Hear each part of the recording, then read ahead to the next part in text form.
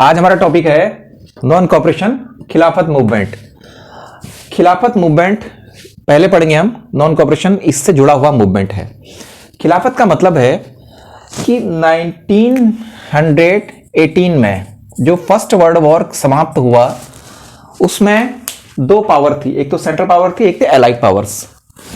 Central power जो थे और एलाइड पावर जो थे, इनमें से सेंट्रल पावर की तरफ से लड़ने वाले जो स्टेट थे इटली, जर्मनी और ऑटोमन एम्पायर, और एलाइड पावर्स की तरफ से कौन थे? ब्रिटेन, फ्रांस, अमेरिका, रसिया। तो ये एलाइड पावर उसमें जीत गए और ये सेंट्रल पावर हार गए। इन्हें एक्सिस पावर भी कहते हैं। तो इसमें जो सेंट्रल पावर में एक बहुत इंपॉर्टेंट पावर था वो था ऑटोमन एम्पायर। ऑटोमन एम्पायर मतलब आज का टर्की। तो जब टर्की उसमें हारा तो ब्रिटेन, फ्रांस, अमेरिका और रसिया ने मिलकर ये सोचा कि हम ऑटोमन एम्पायर को डिवाइड करेंगे और उसके कुछ पार्ट पे अपने अपना हिस्से पे कब्जा कर लेंगे, जो भी उनको हिस्से में मिलेगा। ऑटोमन एम्पायर में जो सुल्तान थे, sultan was the caliphs of the whole Muslim community in the world. सुल्तान जो थे वो मुसलमानों के सबसे बड़े धर्मगुरु थे, जिन्हें खलीफा कहते थे। तो 1918 में जब वर्ल्ड वॉर फर्स्ट समाप्त हुआ तो कैलिप्स यानी खलीफा उनको डीथ्रोन कर दिया गया, मतलब उन्हें कुर्सी से हटा दिया गया। तो खलीफा को रेस्टोर करने के लिए, उन्हें फिर से पद पे स्थापित करने के लिए भारत के मुसलमानों ने खिलाफत मूवमेंट शुरू किया भारत में। क्योंकि भारत में ब्रिटिश अंपायर था और ब्रिटेन एलाइड पावर का पार्ट था।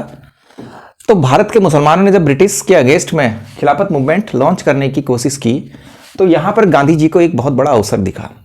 गांधी जी ने कहा कि ऐसा अवसर हिंदू और मुसलमान एक साथ यूनाइट होने का हमें अगले 1000 वर्षों में भी नहीं मिलेगा। अब यहां पर गांधी जी की एंट्री होती है नॉन कॉपरेशन में। नॉन कॉपरेशन को समझने के लिए क्या है, 1920 में कांग्रेस के 2 सेशन होते हैं। 1920 में 1920 में कांग्रेस का सेशन कोलकाता में जो होता है उसमें नॉन कॉपरेशन का रिजोल्यूशन पास होता है। फिर उसके बाद दिसंबर में उसी वर्ष 1920 में कांग्रेस का जो वार्षिक सत्र होता है वो होता है नागपुर, महाराष्ट्र में। नागपुर, महाराष्ट्र के इस सेशन में कांग्रेस ने सितंबर में कोलकाता के सेशन में जो नॉन कॉपरेशन के रिजोल्यूशन को पास किया था उसे एक्सेप्ट किया जाता है। दोनों बातें समझने वाली हैं यहां पे। तो गांधी जी को आश्वस्त हो जाते हैं गांधी जी अब कि उन्हें नॉन कॉपरेशन मूवमेंट को स्टार्ट करना है। तो एक तरफ खिलाफत मूवमेंट है, एक तरफ नॉन कॉपरेशन मूवमेंट है। खिलाफत मूवमेंट में जो शौकत अली और मोहम्मद अली होते हैं वो मुस्लिम लीग के नेता होते हैं। तो शौकत अली और मोहम्मद अली ये गांधी जी से संपर्क करते हैं। ये कहते हैं हम खिलाफत मूवमेंट को नॉन कॉपरेशन के साथ संलग्न करेंगे, यूनाइट करेंगे। तो एक खिलाफत कमेटी का गठन होता है। क्या बनती है? एक खिलाफत कमेटी। इसके मेंबर कौन होते हैं? याद रखने वाली चीजें, मौलाना आजाद, हसरत मोहानी, हकीम अजमल खां। तीनों नाम बहुत इंपॉर्टेंट है, मौलाना आजाद, हकीम अजमल खां, हसरत मोहानी। तो ये खिलाफत कमेटी के मेंबर होते हैं। ये गांधी जी को आश्वस्त करते हैं कि खिलाफत और नॉन कॉपरेशन एक साथ शुरू किया जाएगा। तो जनवरी 1921 में, जनवरी 1921 में नॉन कॉपरेशन स्टार्ट हो जाता है और इसमें हिंदू और मुसलमान दोनों ने यूनाइट होकर ब्रिटिश के अगेंस्ट में एक बहुत बड़ा मास मूवमेंट होता है ये। तो असहयोग आंदोलन, नॉन कॉपरेशन का मतलब होता है असहयोग। अब इसके थोड़ा सा अगर हम इसकी हिस्ट्री को देखें तो 1909 में गांधी जी एक किताब लिखते हैं। उस किताब का नाम है हिंद स्वराज। तो गांधी जी अपने विचार व्यक्त करते हैं नॉन कॉपरेशन के बारे में हिंदू स्वराज में। गांधी जी कहते हैं कि ब्रिटिश अंपायर भारत में जो स्टैब्लिश है वो भारतीयों के सहयोग से है। अगर हम उन्हें सहयोग देना बंद कर देंगे तो ब्रिटिश अंपायर 1 साल में कोलैप्स कर जाएगा। अगर हम उन्हें असहयोग करें, नॉन कोऑपरेट करें तो अंपायर क्या हो जाएगा? खत्म हो जाएगा। तो गांधी जी एक प्लान करते हैं। वो कांग्रेस के जो कार्यकर्ता हैं, कांग्रेस के नेताओं को समझाते हैं कि हमें इस आंदोलन की रूपरेखा क्या होगी, उसका कार्यक्रम क्या होगा। किसी भी आंदोलन का एक कार्यक्रम होता है। तो कार्यक्रम में क्या होता है? सबसे पहले जितने भी अवार्ड्स होते हैं, जितने भी उपाधियां होती हैं ब्रिटिश गवर्नमेंट की तरफ से, उन्हें सरेंडर कर देने की बात होती है।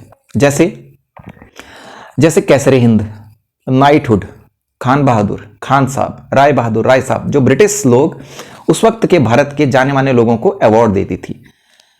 जैसे आजकल पद्मश्री, पद्म भूषण या भारत रत्न अवार्ड दिए जाते हैं जाने माने व्यक्तियों को उनके विशिष्ट कार्यों के लिए।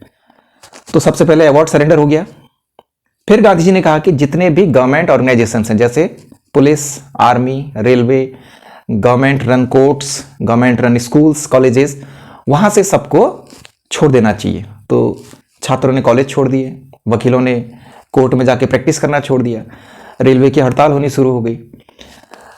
तो दूसरा काम ये हो गया नॉन कोऑपरेशन का। तीसरा बहुत इंपॉर्टेंट पार्ट है इसका, वो क्या है? स्वदेशी। स्वदेशी मूवमेंट आपने पढ़ा होगा 1905 में शुरू हुआ था हमारे देश में। स्वदेशी मूवमेंट का मतलब है कि जो ब्रिटेन से सामान बन के आ रहा था, उसने भारत के कामगारों की कमर तोड़ दी थी। भारत का जो कॉटन इंडस्ट्री थी, यहाँ की जो वूलन इंडस्ट्री थी, जो हैंडलूम्स था, वो सब बर्बाद हो गया था और हमारे देश के कारीगर बेरोजगार हो गए थे। तो 1905 में स्वदेशी आंदोलन हुआ, जिसमें स्वदेशी प्रोडक्ट को अपनाने की बात की गई। तो गांधी जी ने 1920 और जो अहिंसक आंदोलन शुरू करने की बात की थी, जो 1921 में शुरू हुआ, तो उसमें स्वदेशी अपनाने की बात कही। मतलब हमारे देश में निर्मित जो सामान है, जो कॉटन से बना हुआ कपड़ा है, उसको अपनाने की बात हुई। तो 3 इसके कार्यक्रम तय किए गए। अब ये मूवमेंट क्या था, अपने जोर पर पकड़ना शुरू हो गया इसने।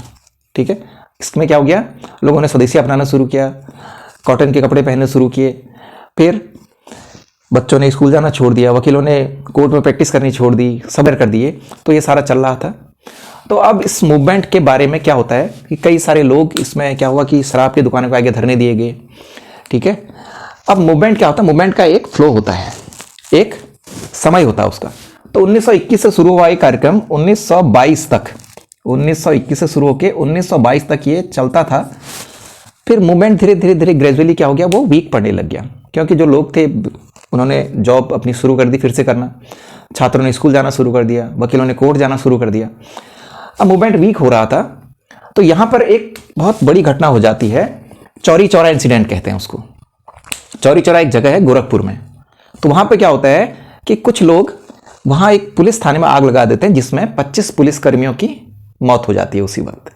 तो गांधी जी का मूवमेंट, क्योंकि क्या है, पूरी तरीके से नॉन वायलेंट मूवमेंट है। याद रखना है इसको, गांधी जी के बारे में सारे मूवमेंट जितने होंगे, ये 5 फरवरी 1922 की बात है। 5 फरवरी 1922 को चौरी चौरा में ये घटना घटती है और गांधी जी 12 फरवरी को नॉन कोऑपरेशन मूवमेंट वापस ले लेते हैं। कब? 1922 में। इसके बाद फिर क्या होता है, जो ये मूवमेंट था, ये बहुत व्यापक मूवमेंट था, सबसे बड़ा मास मूवमेंट था। इसमें बहुत सारे लोगों ने पार्टिसिपेट किया। पहली बार ब्रिटिश को लगा कि भारत में अब उनकी जो सत्ता है, ये हमें कुछ इसका हिस्सा, ब्रिटिश गवर्नमेंट का कुछ हिस्सा भारतीयों को देना पड़ेगा। तो ये नॉन कोऑपरेशन के बारे में था, आपके एग्जाम पॉइंट ऑफ व्यू से। आके अगले टॉपिक